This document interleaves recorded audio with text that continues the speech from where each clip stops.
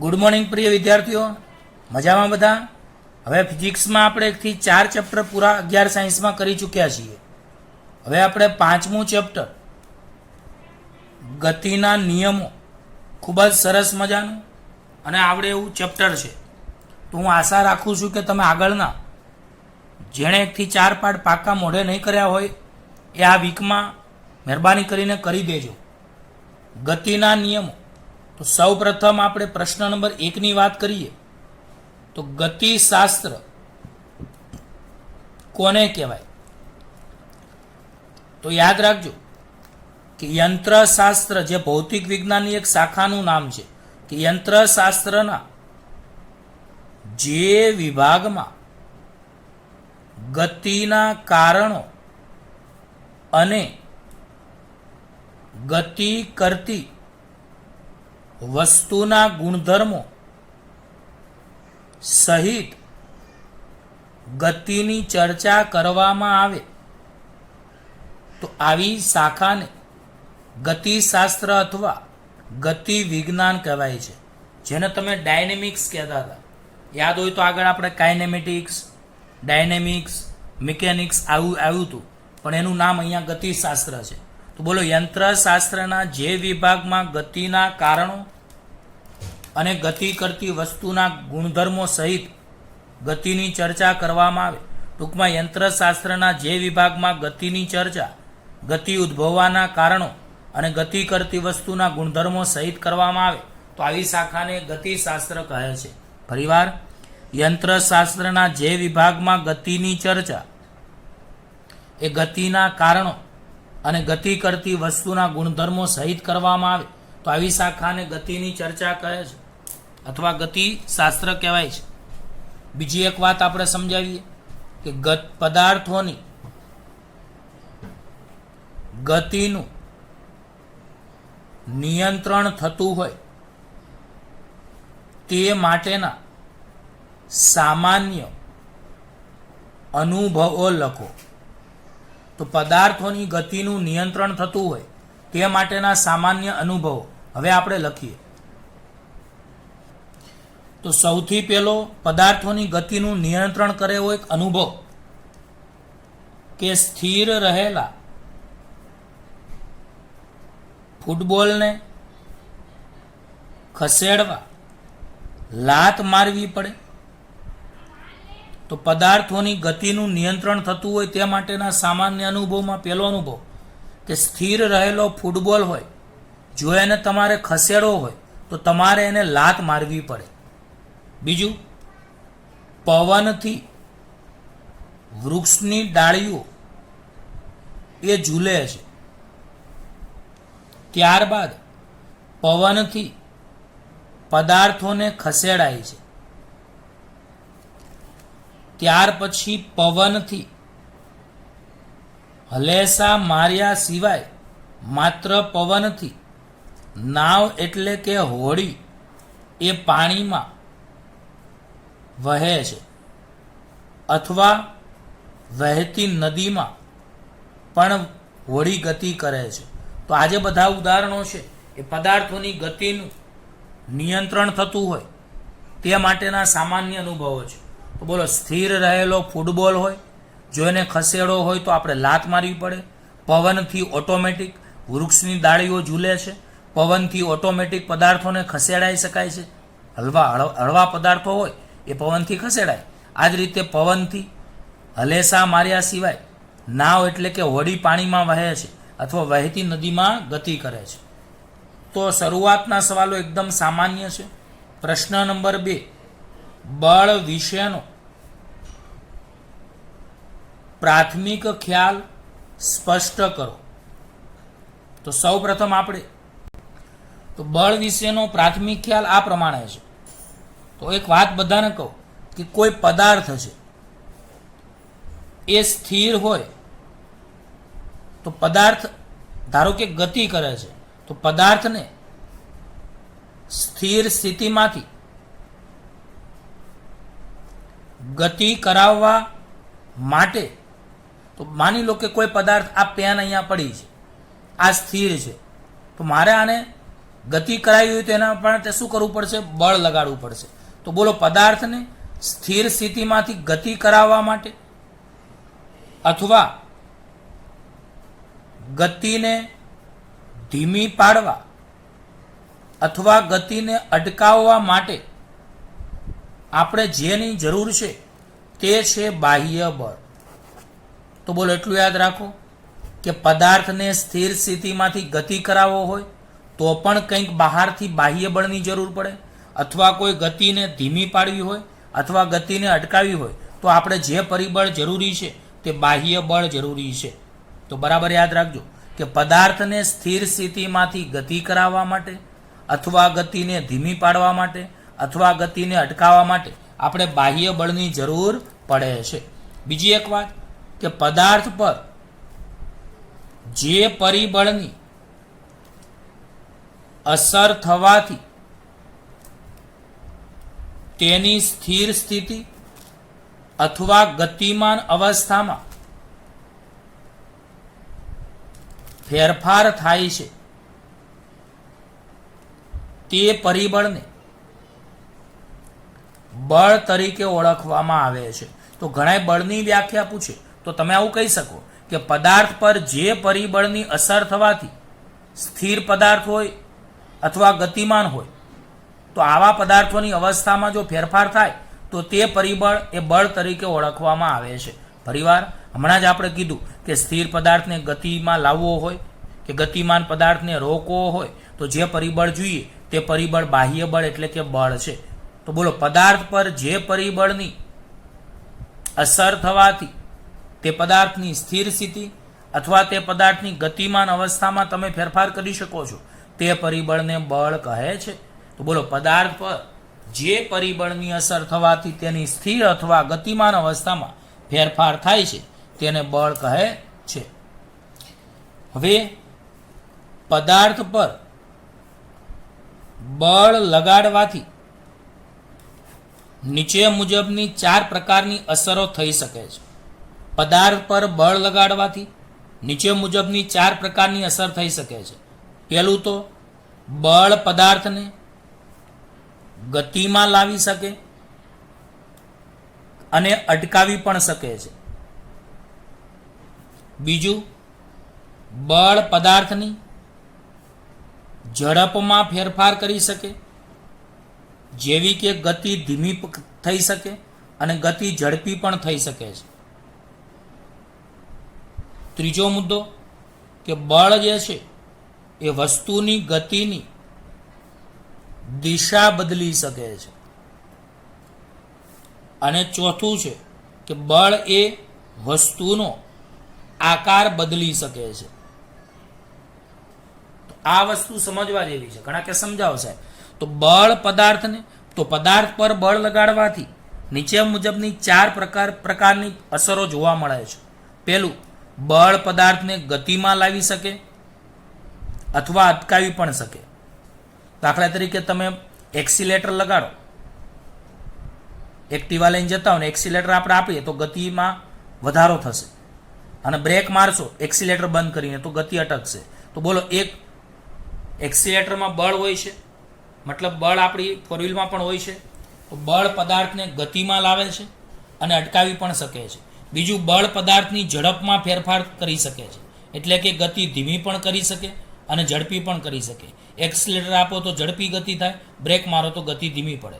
તો બળ પદાર્થને ગતિમાં લાવે અથવા અટકાવી શકે, બળ પદાર્થની ઝડપમાં ફેરફાર કરી શકે, બળ વસ્તુની ગતિની દિશા બદલી શકે.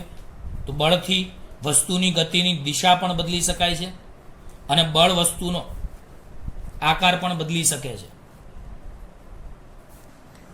હવે પ્રિય વિદ્યાર્થીઓ, એક બીજો ગુણધર્મ આપણે ભણી આની અંદર જ, સંપર્ક બળ અને ક્ષેત્ર બળ.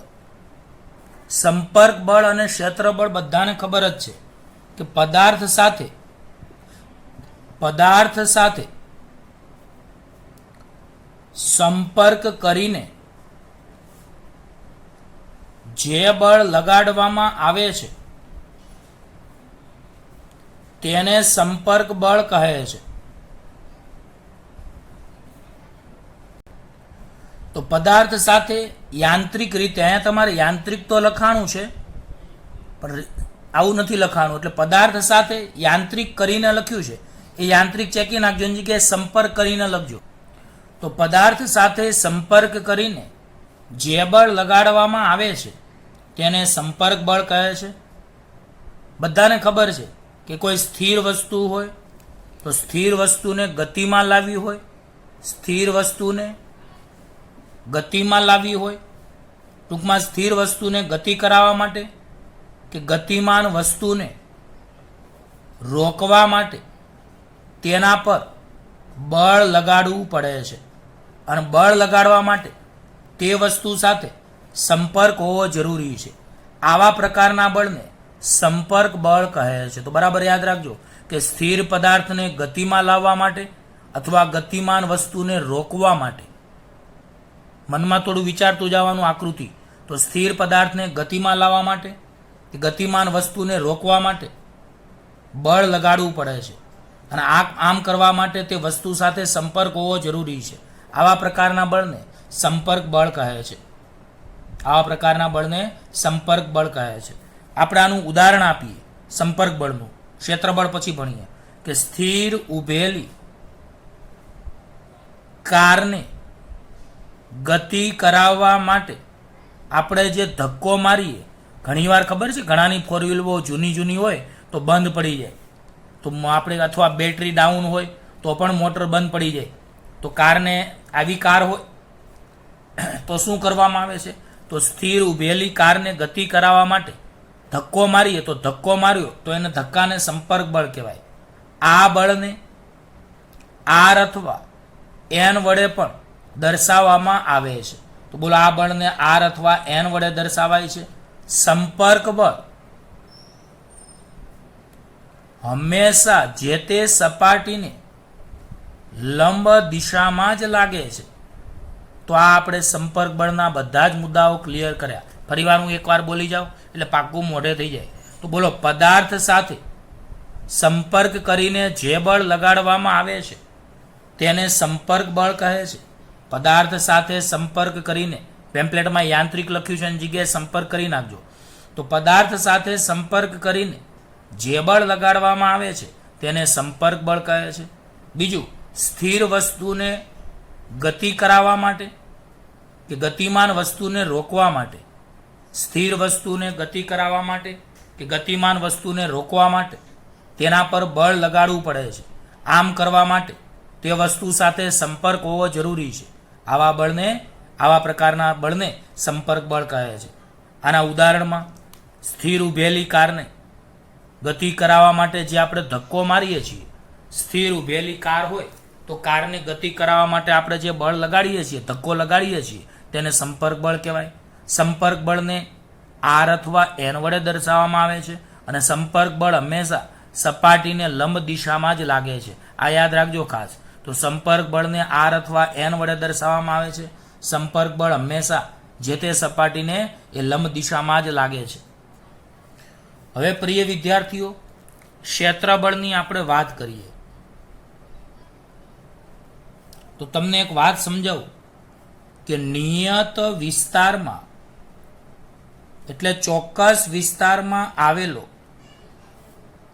યોગ્ય પદાર્થ એ ચુંબક, વિદ્યુતભાર અને ગુરુત્વાકર્ષણના કારણે, ચુંબકને કારણે, વિદ્યુતભારને કારણે અને ગુરુત્વાકર્ષણને કારણે જે બળ અનુભવે છે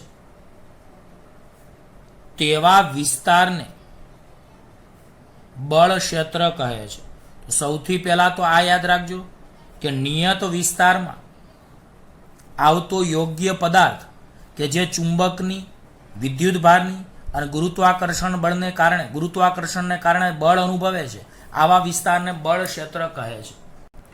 તો નિયત વિસ્તારમાં આવતો, ચોક્કસ વિસ્તારમાં આવતો યોગ્ય પદાર્થ એ ચુંબક, વિદ્યુતભાર અને ગુરુત્વાકર્ષણના કારણે જે બળ અનુભવે છે તેવા વિસ્તારને બળ ક્ષેત્ર કહે છે. આવા બળ ક્ષેત્રમાં કેટલાક યોગ્ય પદાર્થો સંપર્કમાં આવ્યા સિવાય એકબીજા પર બળ લગાડે તો આવા બળને ક્ષેત્રબળ કહે છે. તો યાદ રાખજો કે બળ ક્ષેત્રમાં આવું જે બળ ક્ષેત્ર, દાખલા તરીકે ચુંબકીય ક્ષેત્ર, વિદ્યુત ક્ષેત્ર કે ગુરુત્વાકર્ષી ક્ષેત્ર, આ બધા બળ ક્ષેત્ર છે. કયા કયા? ચુંબકીય ક્ષેત્ર, વિદ્યુત ક્ષેત્ર અને ગુરુત્વાકર્ષી ક્ષેત્ર. તો આવા બળ ક્ષેત્રમાં કેટલાક યોગ્ય પદાર્થો સંપર્કમાં આવ્યા સિવાય એકબીજા પર બળ લગાડે છે. આવા બળ ક્ષેત્રમાં કેટલાક યોગ્ય પદાર્થો સંપર્કમાં આવ્યા સિવાય એકબીજા પર બળ લગાડે છે. આવા બળને ક્ષેત્રબળ કહે છે. દાખલા તરીકે ચુંબકીય ક્ષેત્રમાં કોઈ પદાર્થ સંપર્ક વગર જો બળ લાગે તો એને ચુંબકીય બળ કહેવાય. વિદ્યુત ક્ષેત્રમાં કોઈ આવું બળ લાગે તો એ વિદ્યુત બળ કહેવાય. અને ગુરુત્વાકર્ષી ક્ષેત્રમાં આવું કોઈ બળ લાગે તો એ ગુરુત્વાકર્ષણ બળ કહેવાય. હું આનું એક એક ઉદાહરણ આપું છું તમને, બરાબર યાદ રાખજો. દાખલા તરીકે આ ચુંબક છે. ચુંબકથી થોડે દૂર આપણે લોખંડની ખીલી મૂકીએ તો આ લોખંડની ખીલી આપણે મૂકી છે તો ચુંબકની નજીક તમે મૂકો તો અહીંયા કોઈ સંપર્ક નથી. તો અહીંયા સંપર્ક વિના જ જે બળ લાગે છે એ ચુંબકીય બળ છે. દાખલા તરીકે એક ધન વિદ્યુત ભાર છે Q1, બીજો ધન વિદ્યુત ભાર Q2 છે. તો આ બંનેને એકબીજાની નજીક લાવીએ તો સંપર્ક નથી, પણ સંપર્ક વિના જ અપાકર્ષી બળ લાગે છે. અહીં સંપર્ક વિના જ અહીંયા કયું બળ લાગે છે? આકર્ષી પ્રકારનું ચુંબકીય બળ લાગે છે. ટૂંકમાં સંપર્ક વિના જે બળ લાગે તેને ક્ષેત્રબળ કહેવાય. અને એના 3 પ્રકાર અહીંયા આપણે છે. દાખલા તરીકે ગુરુત્વાકર્ષી બળ, તો કોઈ પદાર્થને પૃથ્વીના ગુરુત્વાકર્ષી ક્ષેત્રમાં મુક્ત પતન કરાવવામાં આવે તો અહીંયા કોઈ તમે થોડી સંપર્ક કરો છો, એની જાતે આ પદાર્થ નીચે જાય છે. તમે તમારા હાથમાં પેન હોય અને એને મૂકી દો તો એ પેન ક્યાં જાય? નીચે. તો તમે થોડી નીચે ફેંકી છે. તો એ સંપર્ક વિના જ લાગ્યું એ ગુરુત્વાકર્ષી બળ છે. તો મેં તમને 3 ઉદાહરણ આપ્યા કે સંપર્ક વિના બાહ્ય ક્ષેત્રમાં કેટલાક યોગ્ય પદાર્થો સંપર્કમાં આવ્યા સિવાય એકબીજા પર બળ લગાડે છે. આવા બળને ક્ષેત્રબળ કહે છે. તો બોલો, બળ ક્ષેત્રમાં કેટલાક યોગ્ય પદાર્થો સંપર્કમાં આવ્યા સિવાય એકબીજા પર બળ લગાડે છે. આવા બળને ક્ષેત્રબળ કહે છે. દાખલા તરીકે ચુંબકીય બળ ક્ષેત્રબળ છે, વિદ્યુત બળ ક્ષેત્રબળ છે, ગુરુત્વાકર્ષી બળ ક્ષેત્રબળ છે. ઉદાહરણ આપીએ આપણે 3 કે ચુંબક હોય તો ચુંબકથી થોડે દૂર લોખંડની ખીલી મૂકતા. તો બોલો, ચુંબકથી થોડે દૂર લોખંડની ખીલી મૂકતા સંપર્ક વિના જ આકર્ષી પ્રકારનું ચુંબકીય બળ લાગે છે.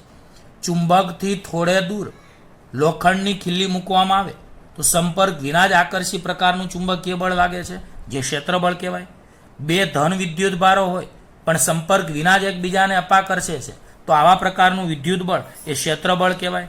દાખલા તરીકે એક ધન વિદ્યુત ભાર છે, બીજો ઋણ વિદ્યુત ભાર છે, Q1 અને Q2. તો આની વચ્ચે સંપર્ક વિના જ એક આકર્ષી પ્રકારનું બળ લાગે છે તો આવા પ્રકારનું વિદ્યુત બળ એ ક્ષેત્રબળ કહેવાય. બીજું, પદાર્થને મુક્ત પતન કરાવવામાં આવે તો પદાર્થ પૃથ્વીના ગુરુત્વાકર્ષી બળની અસર હેઠળ ગતિ કરે તો આવું ગુરુત્વાકર્ષી બળ પણ એ ક્ષેત્રબળ કહેવાય છે. હવે આપણે એક વાત સમજાવીએ કે સંપર્ક બળ અને ક્ષેત્રબળ વચ્ચેની સમાનતા શું છે. તો સંપર્ક બળ અને ક્ષેત્રબળ એ બંને બળો પારસ્પરિક બળો છે. તો સમાનતા, સંપર્ક બળ અને ક્ષેત્રબળ બંને બળો એકબીજા ઉપર પારસ્પરિક બળો છે, એકબીજા પર લાગે છે. જ્યારે આ બેની ભિન્નતા શું છે? તો સંપર્ક બળ એ કૃત્રિમ છે અને અસંરક્ષી બળ છે, જ્યારે ક્ષેત્રબળ એ કુદરતી છે અને સંરક્ષી છે. તો સંરક્ષી એ આપણે આવશે આગળ, અસંરક્ષી અને સંરક્ષી. જેમાં યાંત્રિક ઉર્જા અચળ રહેતી હોય તો એ સંરક્ષી કહેવાય, યાંત્રિક ઉર્જા અચળ ના રહેતી હોય તો એ અસંરક્ષી કહેવાય. તો બરાબર યાદ રાખજો કે સંપર્ક બળ અને ક્ષેત્રફળમાં સમાનતા શું છે? તો બંને બળો એ પારસ્પરિક બળો છે, એક સંપર્ક દ્વારા લાગે છે, એક સંપર્ક વિના લાગે છે. એને વિરોધી બળો તમે પણ કહી શકો છો. ભિન્નતા એટલે જુદાપણું શું છે? તો સંપર્ક બળ એ કૃત્રિમ છે, જ્યારે ક્ષેત્ર બળ એ કુદરતી છે. બીજું, સંપર્ક બળમાં યાંત્રિક ઉર્જાનું સંરક્ષણ ન થાય, આથી આ અસંરક્ષી છે, જ્યારે ક્ષેત્ર બળ એ સંરક્ષી છે. તો બોલો, સંપર્ક બળ એ કૃત્રિમ છે અને અસંરક્ષી છે, જ્યારે ક્ષેત્ર બળ એ કુદરતી છે અને સંરક્ષી છે. પ્રશ્ન નંબર 4, ત્રીજો આપણે પછી ચલાવીશું. જડત્વ એટલે શું તે સમજાવો. એક સીધી વાત કહી દો કે આપણને ખબર જ છે. તો જડત્વ એટલે શું? તો આપણે એક અનુભવ કર્યો છે હમણાં જ કે સ્થિર સ્થિતિમાં રહેલો પદાર્થ, સ્થિર સ્થિતિમાં રહેલો પદાર્થ પોતાની જાતે ગતિમાં આવી શકતો નથી. આ તો આપણને ખબર જ છે કે સ્થિર સ્થિતિમાં રહેલો પદાર્થ પોતાની જાતે ગતિમાં આવી શકતો નથી. તેને ગતિમાં લાવવા માટે કંઈક બળ લગાડવું પડે છે, કંઈક બળ લગાડવું પડે છે. તે જ પ્રમાણે ગતિમાન પદાર્થના વેગનું મૂલ્ય અને દિશા બદલવા માટે પણ તે પદાર્થ પર બળ લગાડવું જરૂરી છે. તો બધાને ખબર પડી કે સ્થિર સ્થિતિમાં રહેલો પદાર્થ હોય એ પોતાની જાતે ગતિમાં આવી શકતો નથી. તેને ગતિમાં લાવવા માટે કંઈક બળ લગાડવું પડે છે. તે જ પ્રમાણે ગતિમાન પદાર્થના વેગનું મૂલ્ય અને દિશા બદલવા માટે પણ તે પદાર્થ પર બળ લગાડવું જરૂરી છે. આમ તેથી આપણે કહી શકીએ કે જ્યાં સુધી બળ ન લગાડવામાં આવે, જ્યાં સુધી પદાર્થ પર બળ ન લગાડવામાં આવે ત્યાં સુધી પદાર્થની પોતાની સ્થિતિ એટલે કે સ્થિર હોય તો સ્થિર અથવા અચળ વેગી હોય તો અચળ વેગી ગતિ જાળવવાનો મૂળભૂત ગુણધર્મ ધરાવે છે. આવા ગુણધર્મને જડત્વ તરીકે ઓળખવામાં આવે છે. તો બોલો, જ્યાં સુધી બળ ન લગાડવામાં આવે ત્યાં સુધી પદાર્થ પોતાની સ્થિતિ જાળવવાનો જે મૂળભૂત ગુણધર્મ ધરાવે છે તેને જડત્વ કહે છે. એટલે કે જ્યાં સુધી પદાર્થ પર બળ ન લાગે ત્યાં સુધી પદાર્થ સ્થિર હોય તો સ્થિર અને અચળ વેગી ગતિ કરતો હોય તો પોતાની અચળ વેગી ગતિ જાળવી રાખે છે. આવા મૂળભૂત ગુણધર્મને જડત્વ કહે છે. તો બોલો, જ્યાં સુધી બળ ન લગાડવામાં આવે ત્યાં સુધી પદાર્થ પોતાની સ્થિતિ જાળવવાનો મૂળભૂત ગુણધર્મ ધરાવે છે. આ ગુણધર્મને જડત્વ કહેવામાં આવે છે. દળ એ પદાર્થના જડત્વનું માપ દર્શાવે છે. જો પદાર્થનું દળ વધુ હોય તો જડત્વ વધુ આવે, જો દળ ઓછું હોય તો જડત્વ ઓછું આવે. તો બોલો, દળ એ પદાર્થનું જડત્વનું માપ દર્શાવે છે. જો દળ વધુ તો જડત્વ વધુ, દળ ઓછું તો જડત્વ ઓછું. પ્રશ્ન નંબર 5, ન્યૂટનનો, આ બધા સવાલો તમે ભણીને જ આવ્યા છો. ન્યૂટનનો ગતિનો પહેલો નિયમ લખો અને સમજાવો. તો હમણાં બોલે એવું જ છે કે પદાર્થ પર કોઈ ચોખ્ખું બાહ્ય બળ લાગુ ન પડે ત્યાં સુધી તે પદાર્થ, બોલો, પદાર્થ પર કોઈ ચોખ્ખું બાહ્ય બળ લાગુ ન પડે એટલે કે પદાર્થ પર કોઈ ચોખ્ખું બાહ્ય બળ ન લાગે ત્યાં સુધી તે પદાર્થ સ્થિર હોય તો સ્થિર જ રહે છે અને અચળ વેગી ગતિ કરતો હોય તો પોતાની અચળ વેગી ગતિ જાળવી રાખે છે. આને ન્યૂટન ગતિનો પહેલો નિયમ કહેવાય છે. યાદ રાખજો, જ્યાં સુધી પદાર્થ પર કોઈ ચોખ્ખું બાહ્ય બળ લાગુ ન પડે ત્યાં સુધી તે પદાર્થ સ્થિર હોય તો સ્થિર અને જો પોતાની ગતિ અચળ વેગી હોય તો એ અચળ વેગી ગતિ જાળવી રાખે છે. આ નિયમને ન્યૂટન ગતિનો પહેલો નિયમ કહે છે. બીજું, પદાર્થ પર ચોખ્ખું બળ લગાડતા તે સ્થિર હોય તો ગતિમાં આવે છે, અને જો ગતિમાં હોય તો તેનો વેગ બદલાય છે. યાદ રાખજો, આ તો ખબર જ છે કે પદાર્થ પર ચોખ્ખું બળ લગાડતા તે સ્થિર હોય તો ગતિમાં આવે છે, અને જો ગતિમાં હોય તો તેનો વેગ બદલાય છે. આમ બંને કિસ્સામાં ગતિ તો થાય જ છે, એટલે કે પ્રવેગ ઉત્પન્ન થાય છે. પ્રવેગ એટલે ગતિ. તો બોલો, પદાર્થ પર ચોખ્ખું બળ લગાડતા તે સ્થિર હોય તો ગતિમાં આવે છે, અને ગતિમાં હોય તો તેનો વેગ બદલાય છે.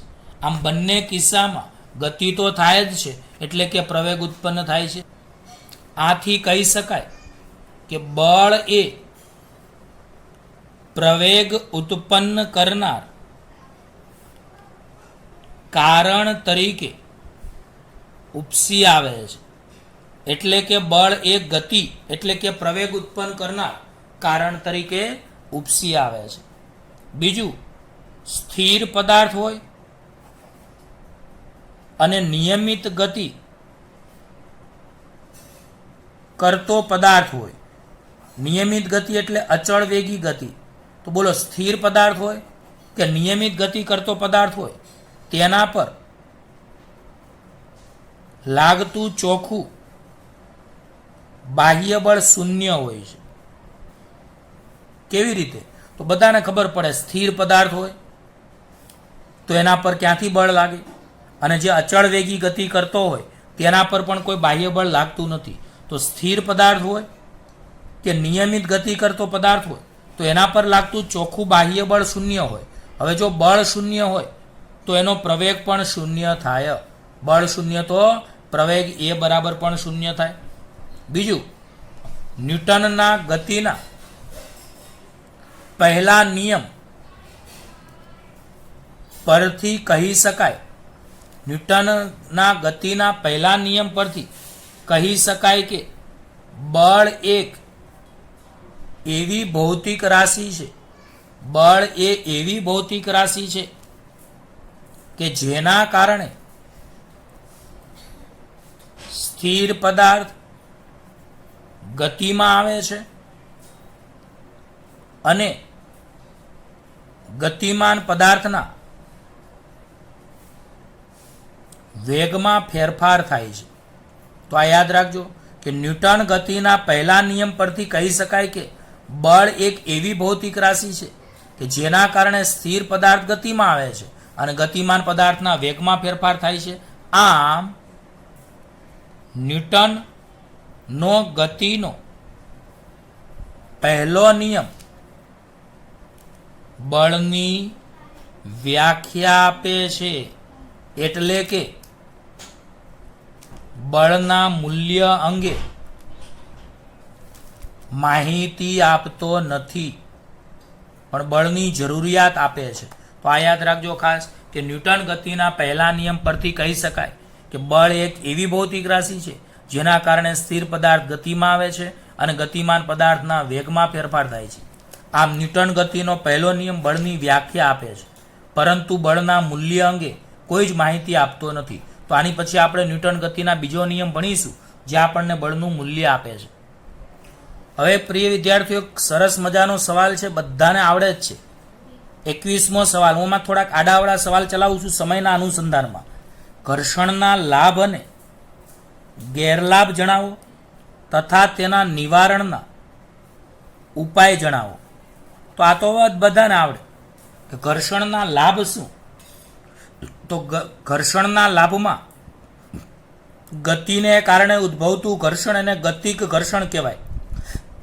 ગતિક ઘર્ષણનો ઉપયોગ યંત્રોમાં એટલે કે સાધનોમાં અને ઓટોમોબાઈલ ક્ષેત્રમાં બ્રેક માટે થાય છે. બોલો, ગતિક ઘર્ષણનો એટલે ગતિને કારણે મળતા ઘર્ષણ બળનો ઉપયોગ યંત્રોમાં એટલે કે વાહનોમાં, સાધનોમાં અને ઓટોમોબાઈલ ક્ષેત્રે બ્રેકમાં થાય છે. બીજું, ઘર્ષણની મદદથી આપણે ચાલી શકીએ છીએ, બીજું, વાહનના ટાયર અને રસ્તાની સપાટી વચ્ચેનું ઘર્ષણ એ વાહનને પ્રવેગિત ગતિ કરવા માટે જરૂરી બાહ્ય બળ પૂરું પાડે છે. જો આપણા ટાયર, વાહનના જે ટાયર હોય અને રસ્તા વચ્ચે ઘર્ષણ બળ ન લાગે તો એ વાહન સ્લીપ થઈ જાય. તો ઘર્ષણનો બીજો લાભ કે ઘર્ષણની મદદથી આપણે ચાલી શકીએ છીએ. વાહનના ટાયર અને રસ્તાની સપાટી વચ્ચેનું ઘર્ષણ વાહનને પ્રવેગિત ગતિ કરાવવા માટે જરૂરી બાહ્ય બળ પૂરું પાડે છે. બીજું, ઘર્ષણની મદદથી જ કાગળ પર લખી શકાય છે. કાગળ પર લખી શકાય એ ઘર્ષણની મદદથી જ લખી શકાય. બીજા એના ગેરલાભ, તો આ તો બાળ મંદિર જેવો સવાલ છે, તમને આવડે કે યંત્રોમાં જુદા જુદા ભાગો વચ્ચેની સાપેક્ષ ગતિનો વિરોધ કરતા ઘર્ષણને લીધે પાવરનો વ્યય થાય છે અને ઉષ્મા મળે છે આપણને, જે મશીનની કાર્યક્ષમતા ઘટાડે છે.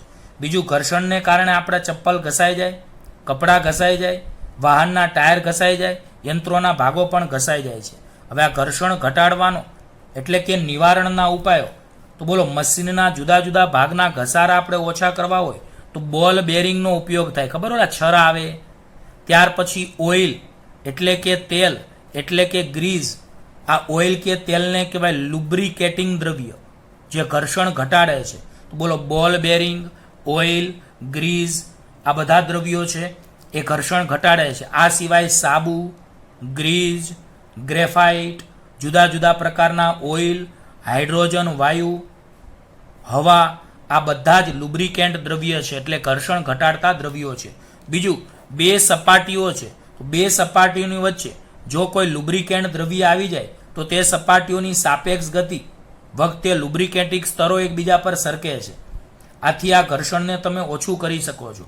બીજું, સપાટીઓ વચ્ચે મૂળ ઘર્ષણ રહેતું નથી, પણ લુબ્રિકેટિંગના સ્તરો વચ્ચે પ્રમાણમાં ઓછું ઘર્ષણ લાગે છે. આપણે સાબુવાળા હાથ કરીને ઘસીએ તો શું થાય કે સાબુના સ્તરો એટલે કે લુબ્રિકેટિંગ દ્રવ્યોના સ્તરો આપણા વચ્ચે ઘસાય, એટલે ઘર્ષણ ઘટાડી શકાય છે. આમ લુબ્રિકેન્ટ દ્રવ્યો દ્વારા ઘર્ષણ ઘટાડી શકાય છે. બીજું, સાપેક્ષ ગતિમાં હોય તેવી ઘન સપાટીઓ વચ્ચે હવાની પાતળી ગાદી જાળવી રાખીને ઘર્ષણને ઘટાડી શકાય છે. ટૂંકમાં, સાપેક્ષ ગતિમાં હોય તેવી બે સપાટીઓ વચ્ચે હવાની પાતળી ગાદી જાળવી રાખવામાં આવે તો પણ ઘર્ષણ ઘટાડી શકાય છે. તો આ ખૂબ જ સરળ સવાલ હતો. તો આજે જે આપણે આ પાઠમાં ચલાવ્યા એ એકદમ બેઝિક અને સરળ સવાલો આપણે હતા. બરાબર, બાકીના આપણે આની પછીના લેક્ચરમાં